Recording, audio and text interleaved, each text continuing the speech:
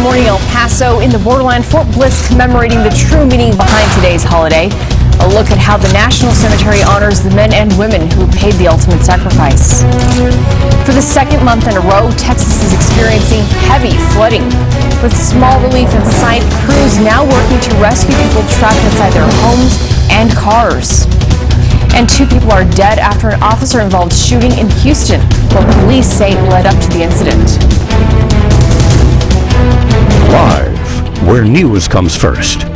From the Mesilla Valley and Las Cruces to El Paso and the borderland. This is ABC7's Good Morning El Paso. Today is Memorial Day, and it's more than just a long weekend. It's a day to remember and honor all the men and women who've died serving in the U.S. Armed Forces. This is a look at Arlington National Cemetery, where more than 200,000 flags were placed on headstones this weekend. A very good morning to El Paso, Las Cruces, and Juarez. I'm Stephanie Valle. Hopefully all of you who have the day off today are enjoying your 3-day weekend.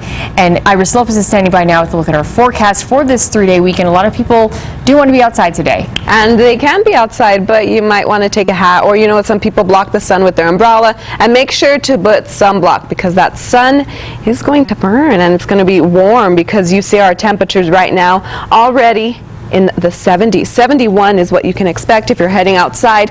63 Las Cruces, so a bit cooler over there. 57 Guadalupe Pass. Then we have a cool 48 up in Ruidoso. As far as winds aren't an issue all across the map. 6 miles per hour Las Cruces, then 7 miles per hour here in El Paso. We're going to reach those 80s by noon. Those winds, lower and breezy category, leaving that slight chance of rain, because we're going to see those clouds come and go, but for the most part, sunny. Then 92, we will be at 6 o'clock by 92.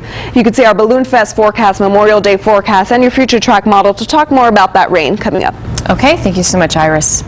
The meaning behind the holiday will also be on display with the ceremony at the Fort Bliss National Cemetery later this morning. Good morning, El Paso's Andrew J. Polk is live with a look ahead. Hi, Andrew. Hey, good morning, Stephanie. The Fort Bliss National Cemetery is inviting everyone out here behind me a little bit later today for the ceremony honoring those who have made the ultimate sacrifice in defense of our nation, with the ceremony starting at 9 a.m. Now, we have a look at last year's ceremony. This year, Brigadier General Kurt S. Kreitzer, Commanding General of Joint Task Force North, will be the keynote speaker.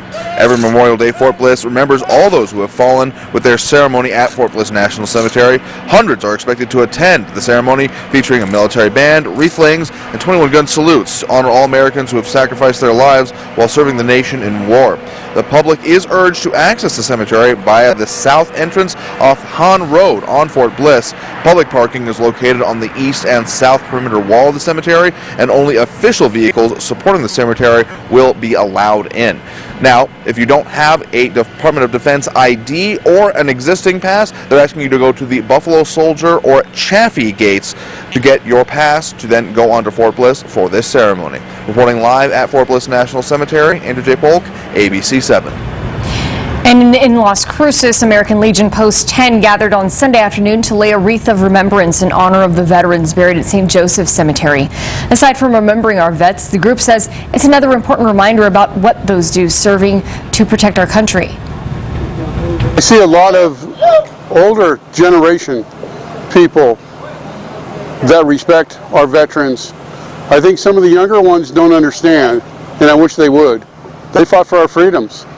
That's important to me. That's important to all veterans. So today, take some time to reflect on your freedoms and remember those who have fought to protect them. And for those who have given the ultimate sacrifice, we thank you and your families. For those who are serving or are serving right now, thank you for your service. Switching gears now, heavy flooding is causing a widespread damage and deaths in central Texas. Severe thunderstorms turned into a major flash flood late Thursday into Friday. And although the rain has stopped, many areas remain clogged. Authorities confirm at least 6 people were killed from flood-related incidents. Rescue boats helped dozens left stranded in their homes or trapped in their cars. Evacuations are underway in parts of Washington County as the state braces for more rain. Near Galveston, the Coast Guard is searching for a man who went missing after being swept away in the San Luis Pass. 37-year-old Stephen Espedal was part of a group that rescued a woman who was also swept into the water. The woman was able to make it to shore, and 2 others were rescued by boat, but Espedal remains missing. The Coast Guard deployed boat and helicopter crews to conduct the search, which is expected to continue today. Rescue workers are using boats to pull out some people stranded by flooding in South Carolina. What used to be Tropical Storm Bonnie has dumped about 6 inches of rain.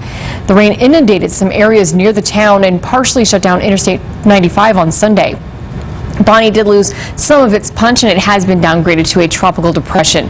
The National Hurricane Center says the storm is now stalled northwest of Charleston. It could still bring up to 3 more inches of rain in the coming days. And back in Texas, 8 people were shot, 2 of them fatally, on the west side of Houston. Police said one of the suspected shooters is among the dead. The other hospitalized in critical condition. Houston's interim police chief said a victim was found dead in a car with a gunshot wound to the head. 3 wounded victims were also hospitalized, but the police chief did not know their conditions. 2 constables were treated for injuries and released. Now, the incident began on Sunday morning. When officers arrived, they were immediately shot at. The police chief said the suspects also fired on a police helicopter. No, we do not know what started this, but what we do know is that they were shooting randomly, not only just at whoever happens to come upon the scene. The city of Houston issued an alert about 11:40 a.m. Central Time for residents to shelter in place.